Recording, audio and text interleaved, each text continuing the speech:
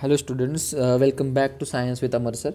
So today in this lecture we are going to solve all exercise questions from lesson number 1 laws of motion. Okay, so start करूया without wasting time. तर ह्याच्यामध्ये तुम्हाला मी शेवटी P D एफची link आहे ती P D एफची link डिस्क्रिप्शनमध्ये आणि comment बॉक्समध्ये पिन करेल. ज्याला कोणाला हवे असेल पी डी एफ त्यांनी पी डी एफ डाउनलोड करून रिव्हिजनसाठी किंवा अभ्यासासाठी यूज करू शकता. तेव्हा let's begin. Okay, first question. Match the first column with appropriate entries in the second and third columns and remake the table. Remake करायला सांगितलं table तर पूर्ण टेबल काढायचं खाली. Okay, S number column 1 column 2 and column, अरे बापरे एवढी मोठी spelling COLUMN column 3. What is first? Negative acceleration. What is negative acceleration? The object velocity काय होणार आहे? The velocity of object decreases. The velocity of object decreases. Okay, इथं बघा negative acceleration हे असेल त्याचा answer. The velocity of the object decreases. Example, car initially at rest reaches velocity 10 km in 10 seconds. No, a velocity is moving with velocity, sorry, a vehicle is moving with a velocity of 25 meter per second. हेही नसेल, कुठला असेल last वाला example. A vehicle moving with velocity of 10 metre per second stops after 5 seconds. Okay, this should be the answer of first. Then what is positive acceleration? Positive acceleration means the velocity of object increases. Okay, तुम्हाला असं column बनवायचं आहे, जसं मी खाली एकाचा answer लिहून दाखवले तुम्हाला. ठीक आहे, हे असं तुम्हाला कॉलम बनवायचं आहे. अ व्हेकल मुव्हिंग,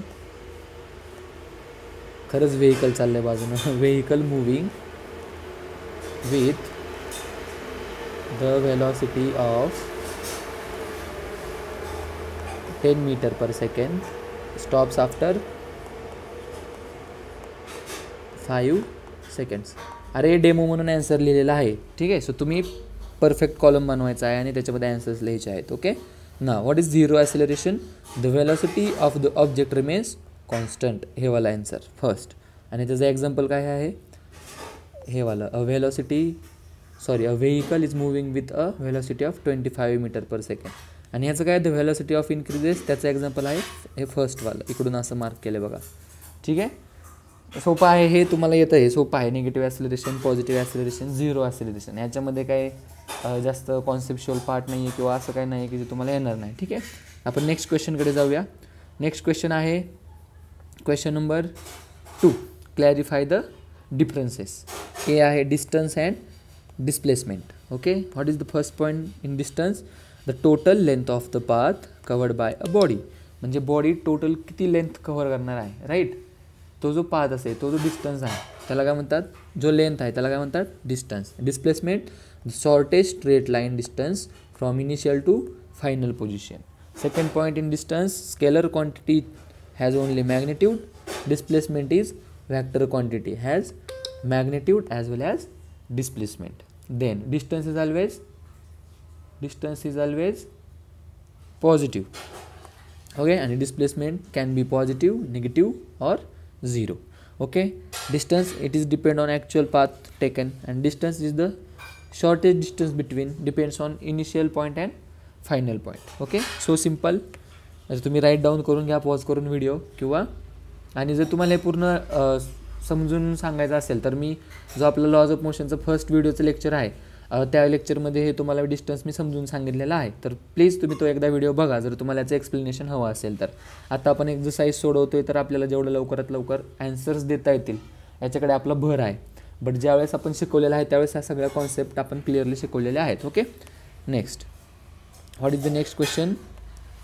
सॉरी, एक सेकंड. हां, uniform and non uniform acceleration. The first point in uniform acceleration, a body is said to be uniform motion if it travels equal distances in equal interval of time.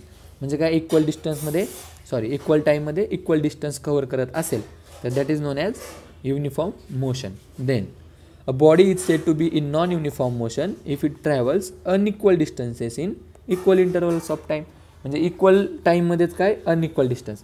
हे uniform motion and non uniform motion हे आपण lodge of मोशनच्या first लेक्चरमध्ये explain केलेलं आहे, तुम्ही बघू शकता.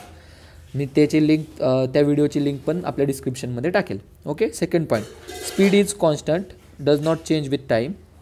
Non uniform motion, speed changes with time, it increases or decreases. Simply speed कसा असतो युनिफॉर्म मोशनमध्ये, कॉन्स्टंट असतो, चेंज होत नाही.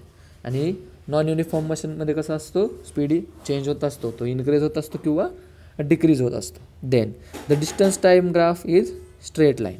In non uniform motion it is curve line. Simple. Uniform motion असेल तर distance time graph straight line, non uniform motion असेल तर distance time graph curve line. Okay. Then uniform मोशनचं example, a train covering 10 kilometre in every 10 minutes, म्हणजे प्रत्येक 10 मिनिटाला 10 kilometre जाते. आणि non uniform motion, a car stuck in traffic. तुम्हाला सगळ्यांना अनुभव आहेच की how was the traffic and your vehicle is going to be little bit speed, it will get some speed, then we have to apply brake. So it is non-uniform motion. I think you are able to understand this very easily. Okay. Then next 5, complete the following table. आता हे table आपण स्वतः solve करून complete करणार आहोत. Okay. Weight, म्हणजे तुम्हाला समजलं पाहिजे की ॲक्च्युअली कसं सोडवायला पाहिजे. काय मुलं काय करतात, सिली मिस्टेक्स करतात. इक्वल टू साईनच्या इकडे यू आहे, हे व्ही जे आहे, हे ए टीची व्हॅल्यू इकडे घेऊन येताना काय करायचं, हे व्हीची व्हॅल्यू तिकडे घेऊन जाताना काय करायचं, सिली मिस्टेक्स करतात. सो त्या जे मिस्टेक्स आहेत त्या आपल्याला टाळायच्या आहेत. ठीक आहे. सो बघायचं आहे सगळ्यांनी की कसं सोडवलं जातं. ओके. फर्स्ट काय formula, v is equal to u plus a t. काय दिलेलं आहे बघा आपल्याला, काय दिलेलं आहे, यू दिलेला आहे 2 प्लस ए किती दिलेला आहे 4 इंटू टाईम किती दिलेला आहे 3. We have to calculate the final velocity. Simple. V is equal to बॉड मॉस माहिती आहे सगळ्यांना, 2 + 4 × 3 = 12. So v is equal to 14 metre per second. This is the answer of first. Then second, v is equal to u plus a t. Okay.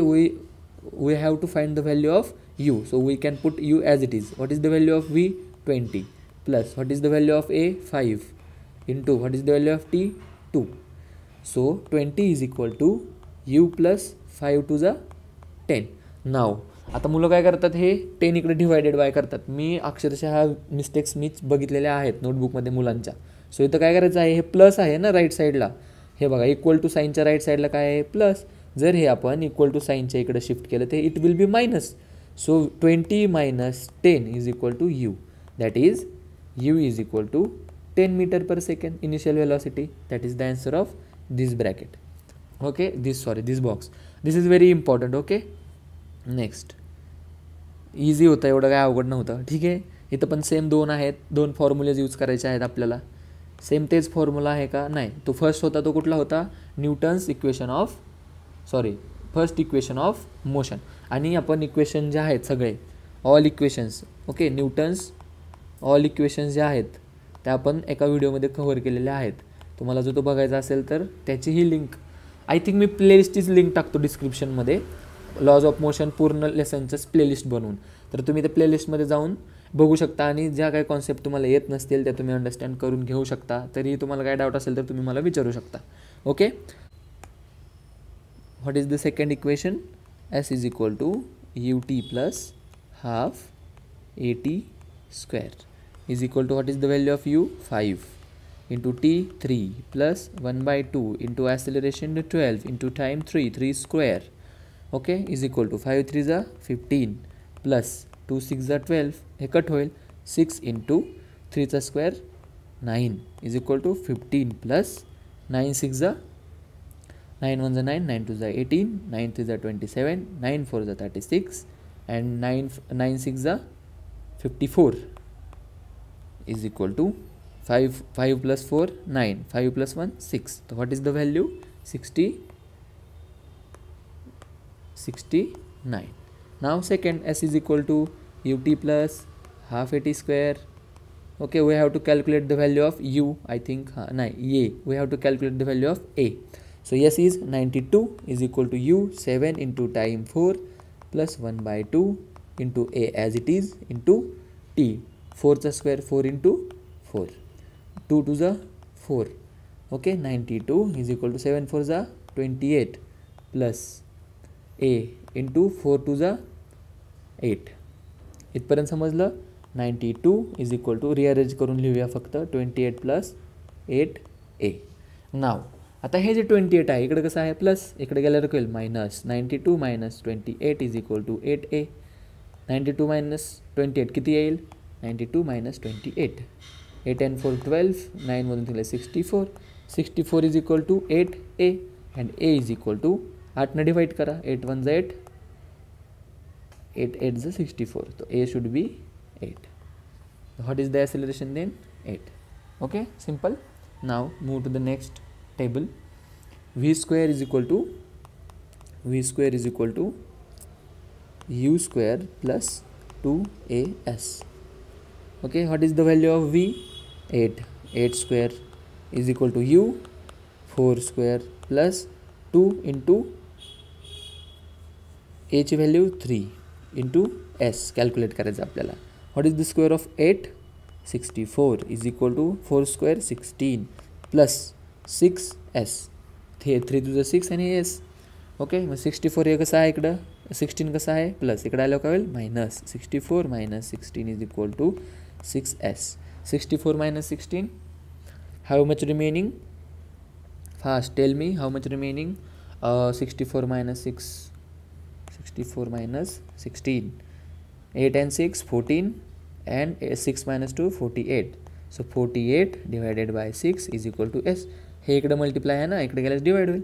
6 70 48, 6 8 जा 48. So s is equal to 8. 6 8 जा 48. So what is the displacement? 8. Now we have to calculate initial velocity.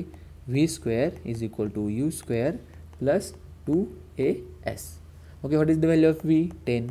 10 square is equal to u square as it is equal to 2 into 8.4 into 5.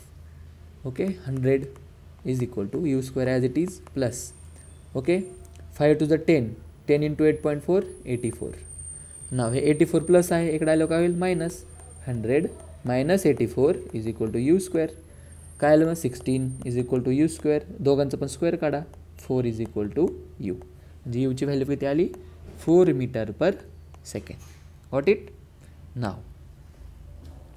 Next question. Okay, there is a question in our book. Complete the sentences and explain them. First, A, the minimum distance between the start and finish point of motion of an object is called its displacement of object. Okay, explanation. Displacement refers to the shortest distance between the initial and final position of an object in specific direction. B, deceleration is negative acceleration. Explanation. Deceleration occurs when the speed of object decreases over time, which is represented as negative acceleration. म्हणजे काय, वेळेनुसार velocity कमी होते, त्यालाच काय म्हणतो आपण? Negative acceleration. when an object is in uniform circular motion, its velocity changes at every point. If there is any object which is in uniform circular motion, then its velocity is always changing. Why? Because in uniform circular motion, although the speed remains constant, the direction of object's velocity keeps changing, which leads to change in velocity vectors. म्हणजे velocity, it is a vector quantity, it has a direction as well as magnitude. So speed जरी same राहत असेल तरी त्याचं काय होतंय, velocity vector म्हणजे direction change होते. ओके, आणि दॅट इज दर तेच सांगताय आपल्याला की डायरेक्शन चेंज होते, तेच आपल्याला एक्सप्लेन करायचं होतं. ठीक आहे. Okay, next the question. What is the question? During collision total momentum remains constant. हे आपण शिकलोय according to the law of conservation of momentum. कालच झालं आपलं हे लेक्चर, आय थिंक सॉरी परवाच झालं आपलं हे lecture, right. According to the law of conservation of momentum, the total momentum before and after collision remains constant. No external force is applied. No external force is applied then when two objects are in काय म्हणतात त्याला, जर एकमेकांसोबत interact होत असतील, two interacting objects. Okay, and if no external force is applied, its total momentum remains constant. Okay, E. त्याचं मी खूप भारी एक्झाम्पल सांगितलं आहे, तुम्हाला नक्की आवडेल, तुम्ही व्हिडिओ एकदा चेकआउट करू शकता. If you want to you can. Okay. The working of rocket depends on Newton's third law of motion. What is the Newton's third law? Newton's third law states that every action force there is equal and opposite reaction force which acts simultaneously. न्यूटनचा third law सांगतो every action फोर्सला reaction force असते. In a rocket the expulsion of gas that is action, म्हणजे जे gas निघतं ह्याचं पण मी short video टाकलेला आहे, तुम्ही बघा, त्याच्यामध्ये ॲनिमेशन पण आहे, तुम्हाला इझिली समजेल. एक्सपल्शन ऑफ गॅस कुठं होतं? In downward direction. आणि रॉकेट प्रोपेल कुठं होतं? In upward direction. This is action force, this is reaction force. Okay. Produces force that propels rocket. I think something is missing here, but okay. Propels it's a reaction. कुणाला propels करतं? Propels a rocket in the upward direction. Simple. I hope exercise आहे, जास्त conceptual आपण शिकत नाही बसणार. Answer फक्त समजले सगळ्यांना, बस लिहून काढू शकता, दॅट्स इनफ. कारण आपण पूर्ण लेसन शिकवलेलं आहे, त्याचे सगळे लेक्चर्स आहेत, त्याची मी प्लेलिस्ट जे आहे ते तुम्हाला डिस्क्रिप्शनमध्ये देईल. कुठं देईल? डिस्क्रिप्शनमध्ये. डिस्क्रिप्शनमधून तुम्ही हे PDF पण डाउनलोड करू शकता माझ्या लेक्चरचं, आणि तुम्ही सगळी प्लेलिस्ट पण बघू शकता, ज्यामध्ये मी सगळ्या गोष्टी एकदम बेसिकपासून एक्सप्लेन करण्याचा प्रयत्न केलेला आहे.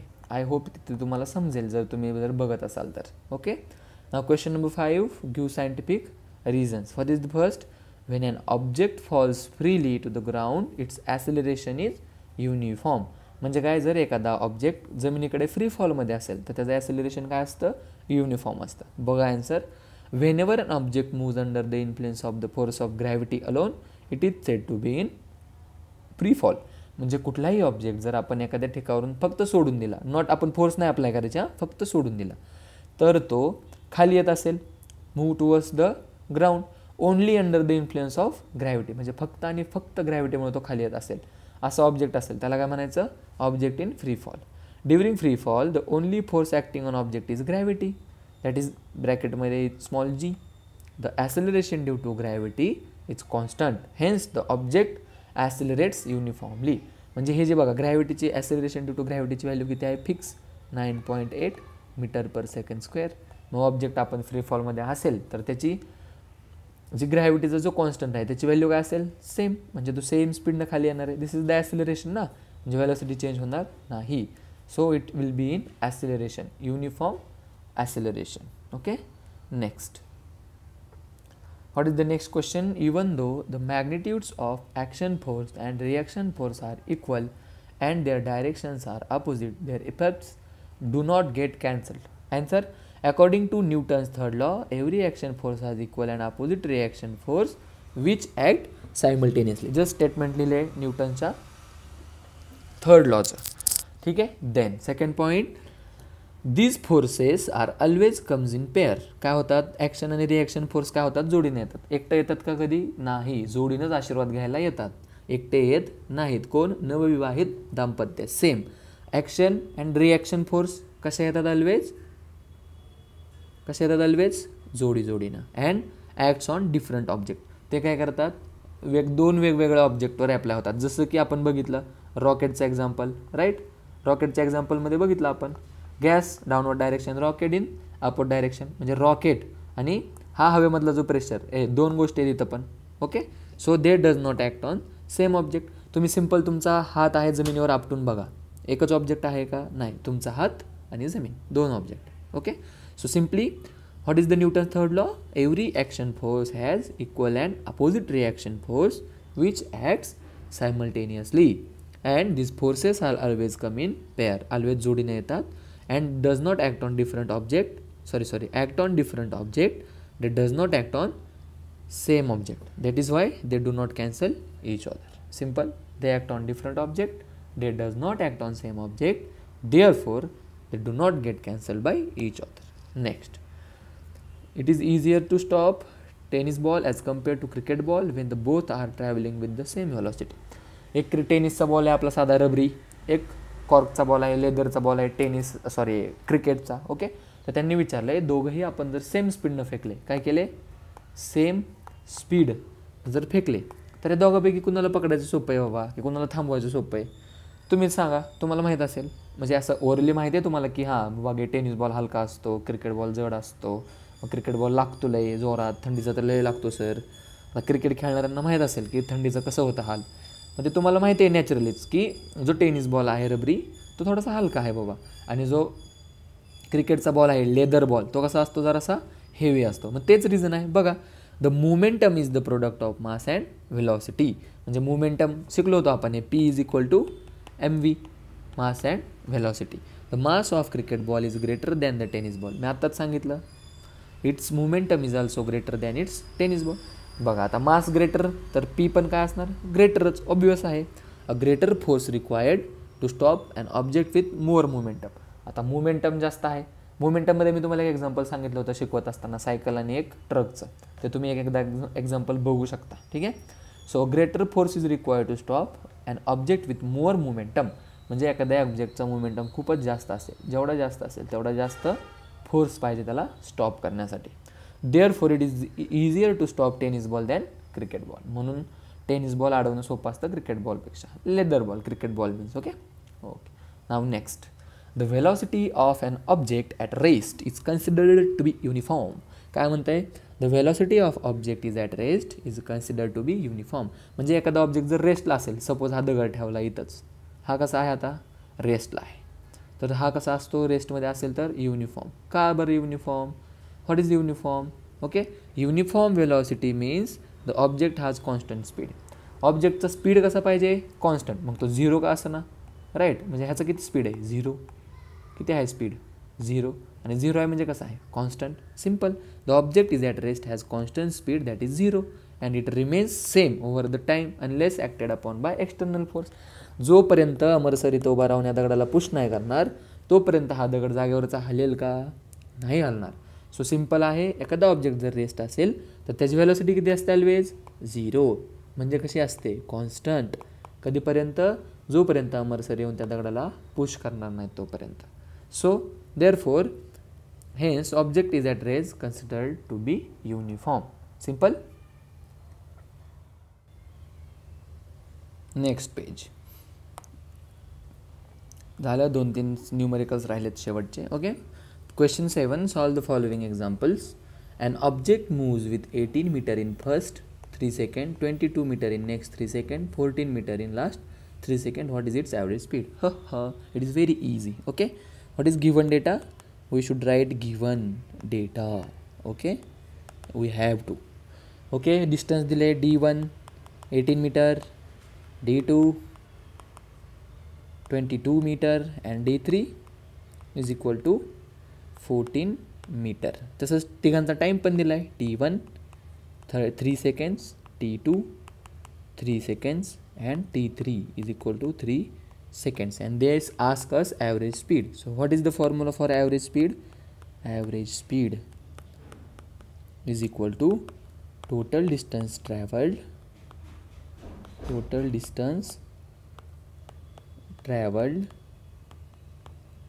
upon total time taken. Now what is total distance? 18 meter plus 22 meter plus 14 meter divided by 3 second plus 3 second plus 3 second. बाळांनो, इथलं इथं कट नाही करायचं असं 3 1 3, 3 6 18. हां मूर्खपणा असं नाही करायचा. काय करायचं, अगोदर सगळ्यांची ॲडिशन करायची आणि देन सॉल्व करायचं. काय ते addition, 4 and 2 6, 6 and 8 14, carry 1 2 3 4 5 divided by 9 is equal to 6 meter per second. What is the average speed? Therefore average speed is 6 meter per second. So simple. Next, what is the next? An object of mass. Okay, given data. Let me change the pen color. White is looking so cool. Okay, given it's fine, एवढं size. Given that data is equal to, okay, object of mass 16 kg. mass किती दिले, mass 16 kg. याला आपण m1 consider करू guys, m1. Okay. Then with an acceleration of 3 metre per second square. Acceleration a1 consider करू, 3 metre per second. Calculate the applied force. We have to calculate f is equal to question mark. Okay. Now if the same force is applied on object of mass, okay, same force कुठली केस आहे ही, for second केस काय आहे, second केसमध्ये same force म्हणजे हा F जो असेल तोच इथं पण फोर्स असेल. Applied on object of mass दिलं आहे M2 24 kg आणि आपल्याला कॅल्क्युलेट करायचं आहे A2 क्वेश्चन मार्क. बरोबर. मग A2 कॅल्क्युलेट करण्यासाठी हा फोर्स माहीत पाहिजे आपल्याला अगोदर. मग what is the formula for force is equal to mass into acceleration. Object एकचं करतो आहे म्हणजे सेम ऑब्जेक्ट आहे बट सेम ऑब्जेक्ट आहे त्याचं मास दिलं आहे 16 kg अँड ॲक्सेलरेशन दिले 3 मीटर पर सेकंड. ते सॉल्व करूया. Is equal to 16 × 3 is equal to 48 newton. ना आता फोर्स माहीत झाले आपल्याला. So force is equal to M2A2 है ना. फोर्स सेम आहे ना इथं पण आणि इथं पण. सो F1 F2 लिहायची काही गरज नाही. So F is equal to F is equal to what is the value of F.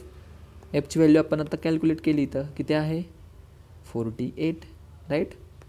Is equal to F किती आहे 48 is equal to M2 24 kg into A2 आपल्याला कॅल्क्युलेट करायचं. हे कसं आहे मल्टिप्लाय इकडे आलं कळेल divided by 48 divided by 24 is equal to A2. Therefore A2 is equal to 2 metre per second square. बघा इथं पण इथं त्यांनी दिलेले आहेत answers 2 metre per second square and 48 newton. Okay. हे असं जरासं मी खालीवरती लिहिलं आहे. तुम्ही जरासं प्रॉपर नोटबुकमध्ये लिहाल whenever you want to write it down. Okay. Otherwise whenever you are going to just revise you can revise from here or you can just have a look on PDF.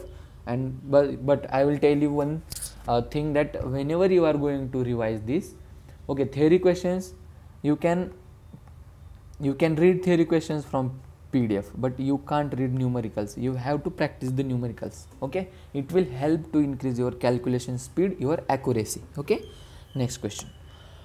Oh my god, this question is very interesting. We will solve it last. Okay, first this is so simple, just like first this is for your homework. Okay, tell me how many of you done the homework. A person swims 100 meter in first 40 second, 80 meter in the next 40 second and 45 meter in the last 20 second. भाई आप लोग ये solve करो घर पे homework.